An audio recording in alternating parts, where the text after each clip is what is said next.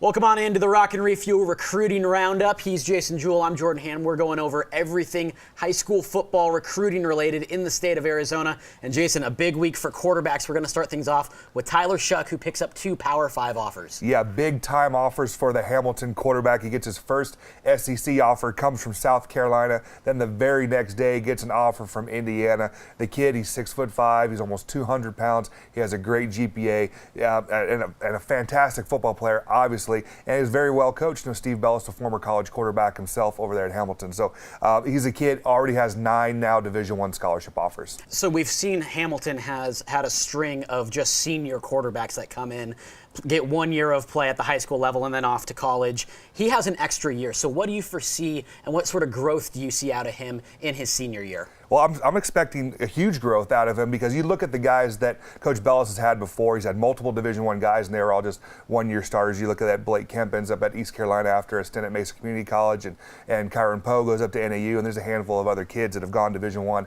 out of Hamilton from that quarterback spot. But like you mentioned, they've only been 1 year guys. Shuck is going to be a 2-year starter, and obviously that means a lot coming from a powerhouse program like Hamilton. So last year, Shuck was just under 2,000 yards passing. I expect him to move past that this next season and continue to gain more scholarship offers. Now we're heading over to Gilbert High School. Jack Plummer picks up another offer from a coaching staff that's very familiar with Arizona. Yeah, so he adds an offer from Memphis, and we all know that Mike Norvell was the offensive coordinator at Arizona State, now the head coach at Memphis. So we talk about Shuck and Plummer, kind of 1A, 1B. Who is the top quarterback prospect in the state of Arizona? It's a coin toss. These kids are both very talented and some of the best quarterback prospects in the entire West Coast. A big defensive back from Centennial picks up his second Pac-12 offer. Dominique Hampton, he got a Colorado offer a few weeks ago, now Arizona. Yeah, I said, that Colorado offer was not going to be his only one. When you talk about a corner that's 6'2",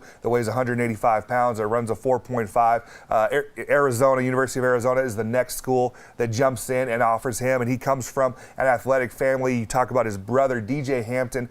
He was a cornerback at Kellis, went to Mesa Community College and played last season at Idaho on scholarship. So the family, the genes obviously are good in the Hampton family. One of the most productive players in all of the state, Drayson Hall, picks up an offer as well. Yeah, he gets his first FBS offer. So the miniature running back, let's call him, or diminutive running back from Higley High School, gets his first FBS offer from Navy, and he's a guy that at any time he touched the ball, he was just a threat to score. He rushed for over 2,000 yards and was very dynamic as a return man as well in that Higley high-powered offense, and he's a guy that's getting heavily recruited because of his GPA and obviously his skill set as well by the academies and by the Ivy League programs. Wrapping up the offers, it's a name we talk about each and every week. Mateo Malay down at Sal Point, he picks up an offer. Yeah, well into the double-digit offers now. He adds another one coming from Fresno State. Last week we talked about a late 2017 commit in Bo Kelly. There's another one down at Cienega. Yeah, this is definitely not typical. Most kids sign on signing day, but South Dakota State found an absolute gem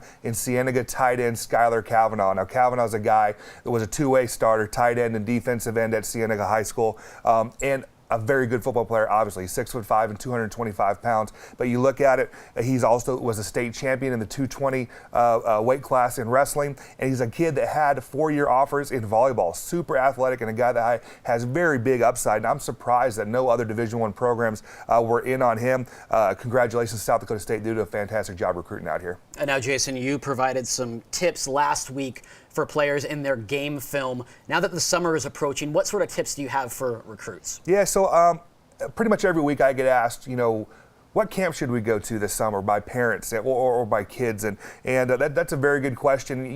Camps can cost a lot of money, so you want to pin down the right ones and where is your dollar going to be best spent, because it's not just some of the camps cost money to go to, but there's travel and there's hotel costs in that as well. So what I tell parents is be realistic on where your kid can play at. Was he a varsity starter as a junior, but yet you're sending him to USC's camp? That doesn't quite mix. Be more realistic. Send him to NAU's camp. Obviously go to ASU, U of A, go to New Mexico State, New Mexico, schools that are closer. Spend time at camps where college coaches are going to be at them, because those guys are the difference makers. They're the decision makers, and they can offer you a scholarship. Going to some of these other camps are great, sometimes for exposure, but some of them are just cattle calls. You have 700 kids at a camp with no college coaches at it. Are you really going to get noticed? Is it really going to benefit you other than maybe get some cool gear? But if you're going to figure out where you're going to go to camps this summer where college coaches are going to be at it, where they are the ones that can hand you a scholarship offer. All right, players and parents, you better have been taking notes there. This is the Rock and Refuel Recruiting Roundup on Sports 360 AZ.